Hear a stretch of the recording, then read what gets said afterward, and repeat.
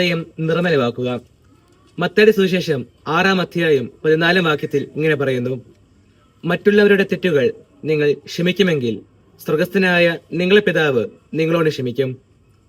ഈശോയിൽ സ്നേഹം നിറഞ്ഞവരെ, ക്രിസ്മസ് ഒരുക്കത്തിന്റെ ഈ ആദ്യ ദിനത്തിൽ നാം ഒരു വളരെ പ്രധാനപ്പെട്ട കാര്യമാണ് ഇന്ന് പരിശീലിക്കുന്നത്: ക്ഷമ.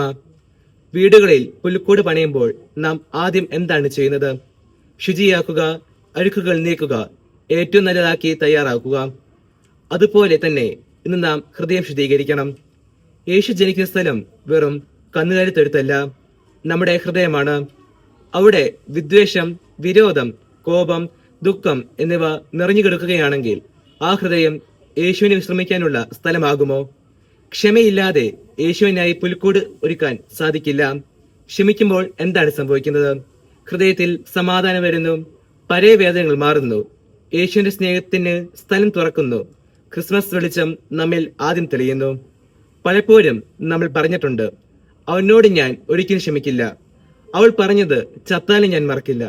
എന്നാൽ ക്ഷമിക്കാത്തത് മറ്റൊരാളിനെ ശിക്ഷിക്കുന്നതല്ല, സ്വയം ശിക്ഷിക്കുന്നതാണ്. യേശു നമ്മെ ശാസിക്കുന്നില്ല, ചോദിക്കുന്നത് വെറും ഇത്ര മാത്രം: എനിക്കായി നിന്റെ ഹൃദയം ശുദ്ധമാക്കൂ. ഇന്ന് നമുക്ക് ചെയ്യാവുന്ന 3 ചെറിയ കാര്യങ്ങൾ ഇവയാണ്.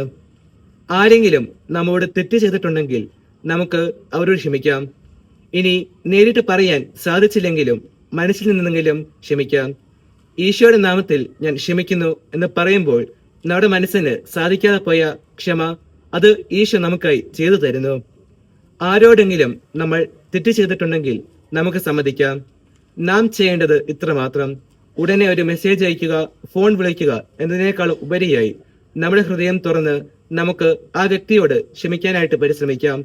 തെറ്റുപറ്റിപ്പോയി എന്നുള്ളത് അംഗീകരിക്കുകയാണ് ക്ഷമയുടെ ആദ്യപടി. യേശുവേ, എന്റെ ഹൃദയം ശുദ്ധമാക്കണമേ എന്ന് ഒരു ചെറിയ പ്രാർത്ഥന ആഗ്രഹത്തോടെ നമുക്ക് ചെല്ലാം. ക്ഷമ യേശുവിന് ലഭിക്കുന്ന ആദ്യ സമ്മാനം. നാം ക്രിസ്മസിനായി സമ്മാനങ്ങൾ വാങ്ങും, അലങ്കാര വസ്തുക്കൾ വാങ്ങും, വീട് അലങ്കരിക്കും. പക്ഷേ യേശുവിന് ലഭിക്കാവുന്ന ഏറ്റവും വലിയ സമ്മാനം ക്ഷമിച്ച ഒരു ഹൃദയമാണ്. ഇന്ന് നമുക്ക് ഒരു തീരുമാനമെടുക്കാം: ക്രിസ്മസ് ആരംഭിക്കുന്നത് എന്റെ ഹൃദയം ശുദ്ധമാക്കുന്നതോടെ ആവട്ടെ. യേശു നമ്മോട് ക്ഷമിക്കുന്നത് പോലെ നമുക്ക് മറ്റുള്ളവരോട് ക്ഷമിക്കാൻ ദൈവം നമ്മെ സഹായിക്കട്ടെ, അനുഗ്രഹിക്കട്ടെ. ദൈവത്തിന് സ്തുതി.